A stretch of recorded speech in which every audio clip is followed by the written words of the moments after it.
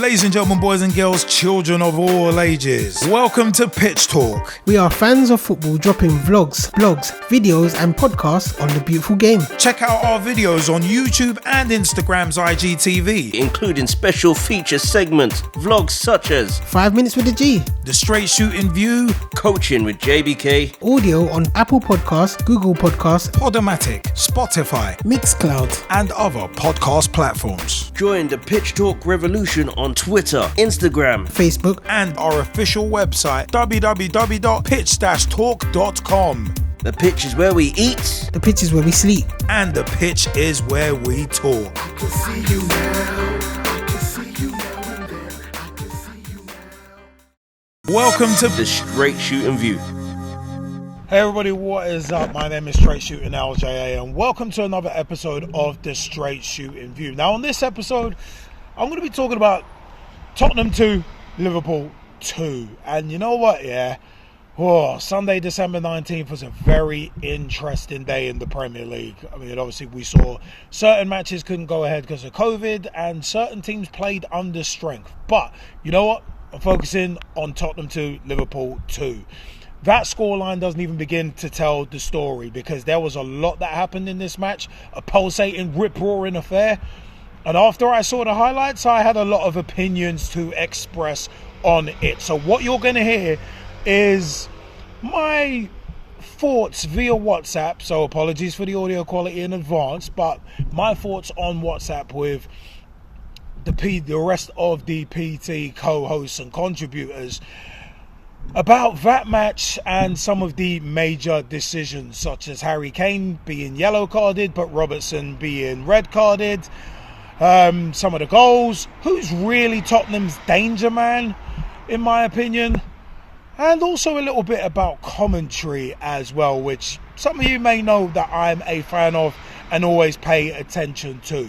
So a lot to be dissected from this particular match. The scoreline doesn't even begin to tell the story. It's controversies with VAR, referees, decisions and all that, but I go into a bit more detail in a second. So have yourself a listen and let me know your views. Comment section is below.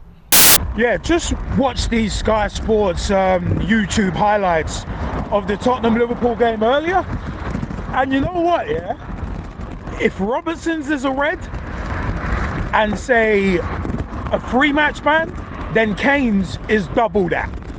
I will open with that because, mate, like in real time, that tackle looks terrible, and it looks even worse the more you see it on replays. But you know what? It is one of them. It's this inconsistency of refereeing, but that all stems from rules being open to interpretation, because they always talk about, the pundits always talk about intent.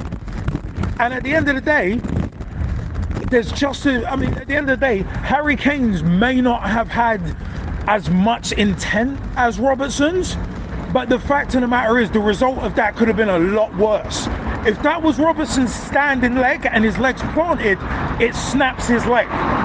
So at that point, I don't give a damn about intention. You literally could have snapped the guy's leg. Kicking through someone the way Robertson did, you ain't gonna snap someone's leg doing that.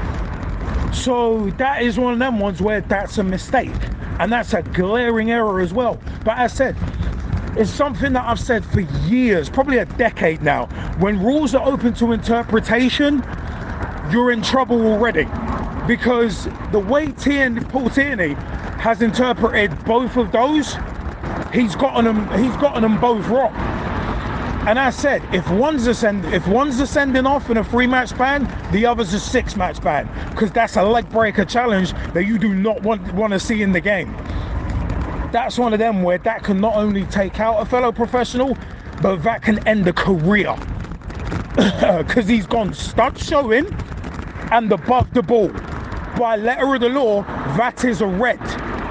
And as I said, it's a case of VAR, whatever, referees, whatever, it's wrong. And the only way you stamp out that kind of tackle is by red carding people.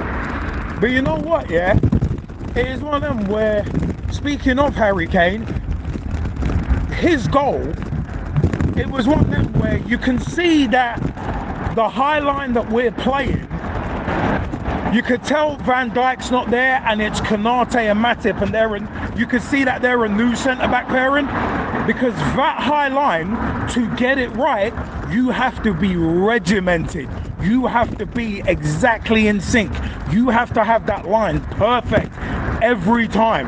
There is very little margin for error when you are playing a high line. And even with Van Dijk, there have been times where we've been caught by that high line. And also with Tottenham in the first place, their danger man, even though Kane's only got 2 goals this season, and he's been smacking it for the last few seasons, Son is always the danger man because of his pace, because of him hanging on the shoulder of the last defender, and also he enables more space for someone like Kane, because Kane's good in the air, but he's not blessed with pace. And Son enables Kane to be that poacher, because Son usually draws defenders out of position and makes them think, because he's the twinkle toes of the two, and he's a good finisher. So for me, Son is that danger man. And I thought that, obviously not seeing the game, but I would have thought instantly, all right, Van Dijk's out, so Son would stick on Matip, because Matip ain't got the pace to keep up with him, and let Kane go one-on-one with Konate, and I think Konate wins that. But I mean, it's one of them where if you listen to the Sky Sports commentary, Martin Tyler, when we scored both goals, he sounded disappointed. Like, listen to the tone and inflection of his voice, and he sounds disappointed on each goal, especially Jota's header. He's like, oh, 1-1. The dude's like, sounds crestfallen. And it's like, all right. Because on 5 Live, they were proper brown-nosing Kane. And it's like, oh, Kane's 2nd goal this season in the Premier League. Oh, but he's got 9 in all competitions. Oh, he's got 19 in all competitions if you include England matches. And it's like, well, no, we're not including England matches.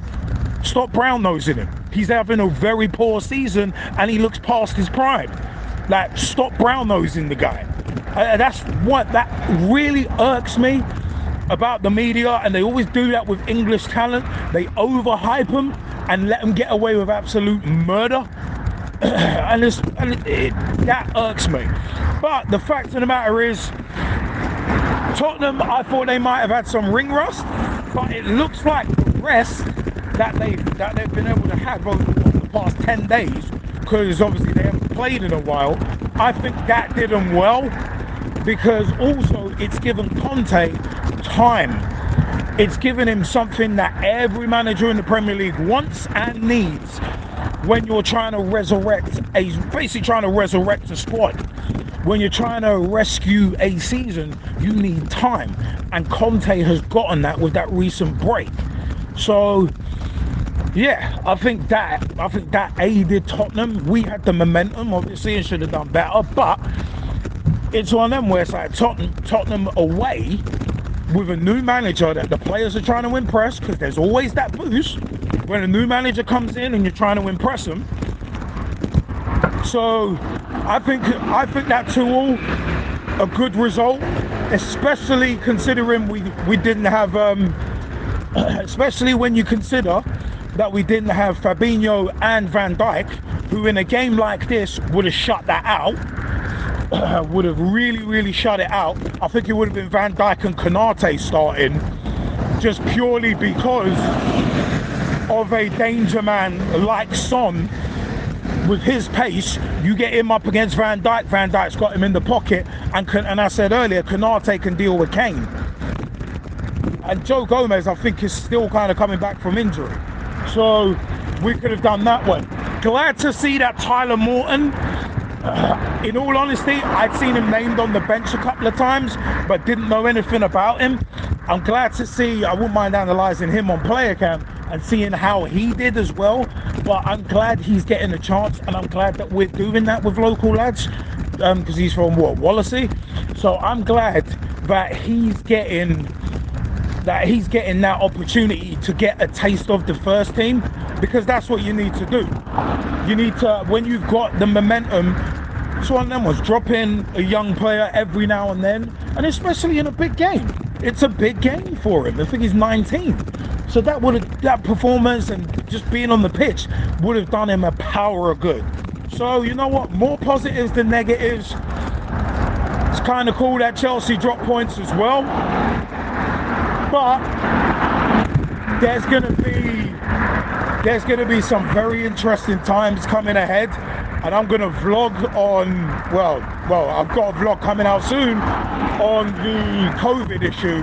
Chelsea tried to get their game postponed to that, which would have been fair dues in all honesty, considering COVID's ripping through their camp, and them playing against Wolves earlier. You never know. If there's more positive cases with Chelsea in their first team, then you have to look at the Wolves team as well, and they've been put at risk by the Premier League. So there's issues there all around. But obviously City, defending champions, they are the team to catch, they are the team to beat, as it should be with defending champions. And yeah, it's going to be very, very interesting, because everybody's capable of dropping points on their day. Even City, who everyone looks upon as impervious, is one of them where it's like, they took us to the limit, we've taken them to the limit.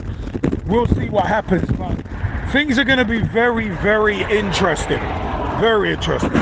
Also as well, it's one of them ones, VAR is a very easy scapegoat, and so are referees.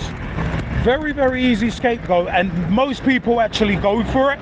Most people just do it by default. And that's another thing that really ticks me off too, where it's like always going for the easy one rather than looking at the real root causes. And as I said, as I've said before on vlogs, and as I've said before in general, it's grey areas around rules that are the issue. So yeah, those are my views on Tottenham 2, Liverpool 2 at the Tottenham Hotspur Stadium on Sunday, December 19th, 2021. What did you think of the match? Did you think the referees got both major decisions right? Do you think there was some they got wrong, and why? Was it the referee's fault? Was it VAR's fault? Is it incongruities around rules once again causing trouble? Also, as well, want to know your views on the game in general. Liverpool's defending on the high line. Liverpool's defending and the high line. Are we missing Van Dijk and Fabinho that much? Or is it a case of, well, every team's missing someone?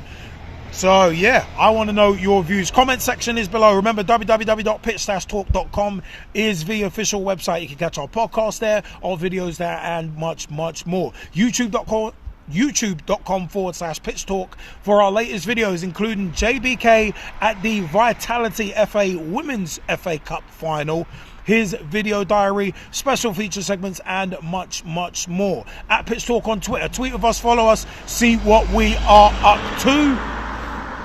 Facebook.com/Pitch Talk. Become a fan, become a friend, become a member of the group. Join the footballing revolution we are working so hard to create. At Pitch Talk on Instagram. We're also on Reddit at Pitch Talk as well.